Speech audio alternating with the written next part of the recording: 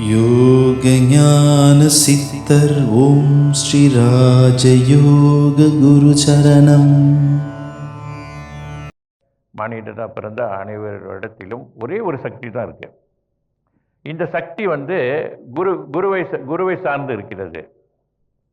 எந்த குருகிட்ட இருந்து அந்த சக்தியை நீங்கள் உணர்ந்து கொள்கின்றீர்கள் என்பதை பொறுத்து தான் இருக்கு. ஏற்கனவே நீங்கள் பலரும் பல தியான பயிற்சிக்கெல்லாம் போயிருப்பீங்க, நிறைய மனத்தத்துவ பயிற்சிகளுக்கு போயிருக்கலாம், இல்லை தியான பயிற்சிக்கு போயிருக்கலாம், என்னென்னமோ தியானம்லாம் எடுத்திருக்கலாம்.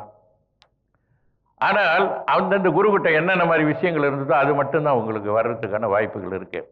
அவர்கிட்ட விஷயம் இல்லாமல் வெறுமனவே அவர் சொல்லியிருந்தா, இந்த மாதிரி சரி இந்த உணர்வு ஒரு நெற்றியில் ஒரு உணர்வு வர மாதிரி ஏற்படுத்திட்டு இதுதான் குண்டலினி உணர்வு, இதனால் எல்லாம் வந்துடுங்க உங்களுக்கு, அஷ்டமா சித்தியை நீங்கள் பெற்றலாம் அப்படின்னு சொன்னால் அது வெறும் எச்சில் பேச்சு தான். யாருமே அதெல்லாம் வந்துட்டு நடக்கக்கூடியது இல்லை. அவர் நேரடியாக ப்ரூவ் பண்ணணும். ஒரு குருவாகப்பட்டவர் அவர்கிட்ட என்ன பவர் இருக்குன்னு அவர் ப்ரூவ் பண்ணணும். நீங்கள் கண்ணால் பார்க்கணும், அதுக்கு பிறகு நம்பணும். யோக ஞான சித்தர் ஓம் ஸ்ரீ ராஜயோக குரு சரணம்.